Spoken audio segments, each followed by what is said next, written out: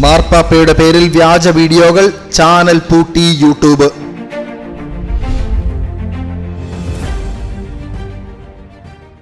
ആഗോള കത്തോലിക്ക സഭയുടെ അധ്യക്ഷൻ ലെയോ 14 മാർപ്പാപ്പയുടെ പേരിൽ വ്യാജ പ്രചരണങ്ങൾ നടത്തി നിർമ്മിത ബുദ്ധി ഉപയോഗിച്ച് വീഡിയോ തയ്യാറാക്കിയ യൂട്യൂബ് ചാനലിന് വിലക്ക്.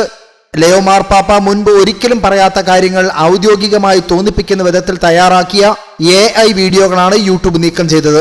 മാർപ്പാപ്പ തെരഞ്ഞെടുക്കപ്പെട്ടിട്ട് 2 ആഴ്ച മാത്രമേ ആയുള്ളൂ എങ്കിലും പാപ്പായുടെ പേരിൽ കൃത്രിമ ബുദ്ധി ഉപയോഗിച്ച് വ്യാജ വീഡിയോകൾ നിർമ്മിക്കുന്നത് കൂടി വരികയാണ്. ഇതിനിടയിലാണ് വ്യാപക കുപ്രചരണം നടത്തിയ പോപ്പ് ലിയോ 14 സെമൻസ് എന്ന ചാനലിന് യൂട്യൂബ് വിലക്കിട്ടത്.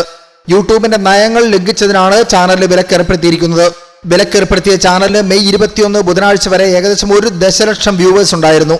നീക്കം ചെയ്തതെല്ലാം AI ഉപയോഗിച്ചുള്ള വീഡിയോകളായിരുന്നു. ഒരു വീഡിയോ പോലും ഇതിൽ യാഥാർത്ഥ്യമുണ്ടായിരുന്നില്ല എന്നതാണ് സത്യം. ഇത് കണ്ടെത്തിയതിനെ തുടർന്നായിരുന്നു യൂട്യൂബിന്റെ നടപടി. ഇതിനിടെ ആഫ്രിക്കൻ രാജ്യമായ ബുർക്കിന ഫാസോയുടെ പ്രസിഡന്റിനെ ലെയോ പാപ്പ അഭിസംബോധന ചെയ്യുന്നു എന്ന് പറയപ്പെടുന്ന 36 മിനിറ്റ് ദൈർഘ്യമുള്ള വ്യാജ വീഡിയോ വ്യാപകമായി പ്രചരിക്കപ്പെടുന്നുണ്ട്. ഇതിനെ വത്തിക്കാൻ അപലപിച്ചിട്ടുണ്ട്. 36 മിനിറ്റ് നീണ്ടു നിൽക്കുന്ന ഒരു വീഡിയോയാണ് പാൻ ആഫ്രിക്കൻ ഡ്രീംസ് എന്ന അക്കൗണ്ടിലൂടെ പ്രസിദ്ധീകരിക്കപ്പെട്ടത്. മെയ് 12 ലെയോ 14 പാപ്പ മാധ്യമ പ്രവർത്തകർക്ക് അനുവദിച്ച കൂടിക്കാഴ്ചയിൽ നിന്നുള്ള വീഡിയോ ദൃശ്യങ്ങൾ നിർമ്മിത ബുദ്ധി ഉപയോഗിച്ച് മോർഫ് ചെയ്താണ് പാപ്പയുടെ പേരിൽ വ്യാജ വീഡിയോ നിർമ്മിച്ചത്.